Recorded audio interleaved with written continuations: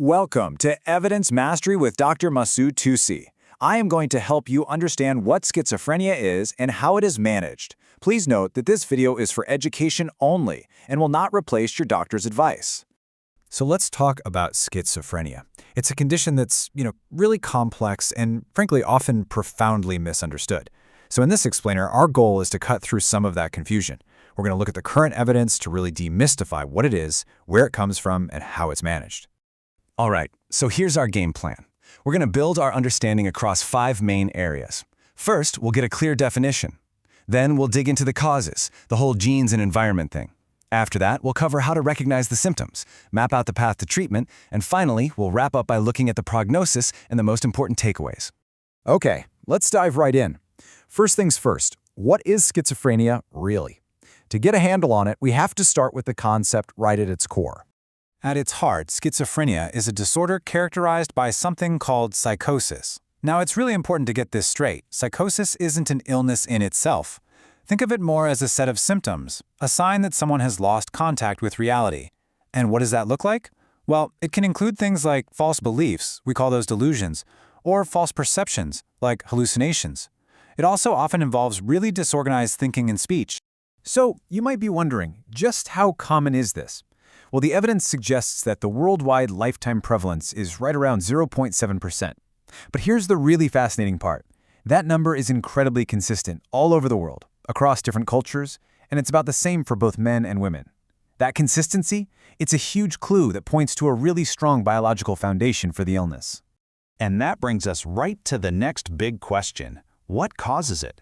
The evidence is pretty clear on this. There's no single, simple answer. It's not just one thing.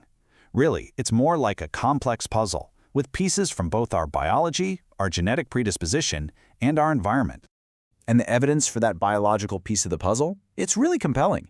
Studies estimate that what we call heritability, basically the amount of risk that comes down to genetics, is somewhere between 60 and even 80%. To put that in perspective, if you have a first-degree relative with schizophrenia, your own risk is about 5 to 11 times higher than someone in the general population. That's significant. But, and this is a really big but, even with that powerful genetic link, your genes aren't your destiny. Not at all. This is where the environment comes in. Environmental factors play an absolutely crucial role, acting as a potential trigger for the illness in people who have that underlying genetic vulnerability. And that vulnerability can start to take shape really early, even before birth. The evidence points to a number of risk factors during the prenatal and perinatal periods. Some of the strong ones, the kind that can more than double the odds, include things like significant stress on the mother during pregnancy or complications during birth. Then, later in life, other environmental stressors can come into play. Think of them as potential triggers that can cause psychotic symptoms to either appear for the first time or come back. What kind of triggers are we talking about? Well, substance use is a big one. The evidence points to cannabis as a particularly significant factor. But it can also be major life changes. Big social stressors like leaving home to go to college or going through the end of a serious relationship. Okay, so we've talked about the why, the complex mix of genes and environment. Now let's shift gears and look at the what. What does this illness actually look like? The symptoms of schizophrenia really do cover a huge spectrum of human experience. The illness usually doesn't just appear overnight. It tends to progress through several distinct phases. It might start way back in childhood in what we call the pre-morbid phase, with maybe just some very mild social or cognitive issues. Then comes the prodromal phase, where you start to see some subclinical symptoms emerge, things like social withdrawal or a bit of suspiciousness. From there, it can lead into the early psychosis phase, which is when the active symptoms are often at their most severe. After that, it settles into a middle and late phase, where the illness pattern can stabilize, it can get worse, or in some cases, it can actually improve. To make sense of the symptoms, it helps to group them into a few categories. So first up, we have what are called positive symptoms. Now that name can be a little confusing. It doesn't mean they're good symptoms. It means these are experiences that are added to a person's reality. The most well-known examples are delusions, which are these deeply held false beliefs, and hallucinations, which are sensory experiences that aren't real, like hearing voices when no one is there. On the flip side, we have the negative symptoms. And as you might guess, these represent a reduction or a loss of normal functions. This could be something like affective blunting, which is a very flat, immobile facial expression, or alogia, a real poverty of speech, or avolition, a profound lack of motivation. And it's often these negative symptoms that cause the most significant disability in the long run. And last but certainly not least, there are the cognitive deficits. This is a big one.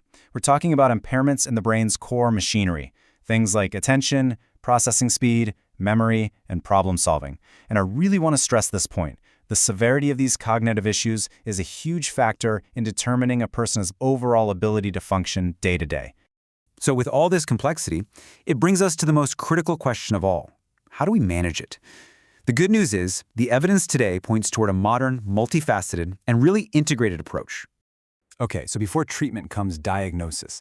A formal diagnosis is a careful process based on established criteria, like what you'd find in the DSM-5-TR. It's not just a checklist, though. It involves a clinician confirming that certain characteristic symptoms have been present for at least a month, that there's a real impact on the person's ability to function in their life, and that signs of the illness have been going on for at least 6 months. And of course, a big part of it is ruling out any other medical or substance-related causes. When it comes to effective management, think of it as resting on two main pillars. The first pillar is antipsychotic medication. This is really the cornerstone for dialing down the severity of those psychotic symptoms, and this is absolutely critical for preventing them from coming back. But medication alone isn't enough. The second pillar is psychosocial support and rehabilitation. This is all about preserving function, teaching coping skills, and helping people reintegrate back into their communities. And let me just emphasize how important that first pillar, continuous medication, really is. The evidence is just stark. Without medication, the relapse rate within just 1 year can be as high as 65 to 80%. That's a huge number, but with continuous treatment, that rate plummets to around 30% or even lower. I mean, the data really speaks for itself here. All right, this brings us to our final section. Let's talk about the long-term outlook. What does the evidence actually say about the prognosis for someone diagnosed with schizophrenia? Well, the evidence points to several key factors that are linked with a more favorable prognosis. Things like having good social and occupational functioning before the illness started, a later or more sudden onset, having fewer of those negative symptoms we talked about, and, this one is so important, a shorter amount of time between when the symptoms started and when treatment began. And on the other side of the coin, the factors linked with a poorer prognosis are often the opposite. A very young age when it starts, a lot of those prominent negative symptoms, and there it is again, a longer period of untreated psychosis. This just hammers home the incredible urgency of early intervention. If there's one central message to take away from all this, it's this. The evidence is crystal clear. The shorter the delay to treatment, the better the outcome. It's that simple and that powerful. This very principle is the foundation for major initiatives like RAISE, that stands for Recovery After Initial Schizophrenia Episode, which are all about delivering intensive, coordinated care at the earliest possible moment. And that really leaves all of us with a critical question to think about, not just as clinicians, but as a society. If we know that early, integrated care is the absolute key to better outcomes, then the real challenge is, how do we actually build health systems and supportive communities that can deliver that? How do we tear down the barriers and make sure every single person gets access to this evidence-based care right when they need it the most?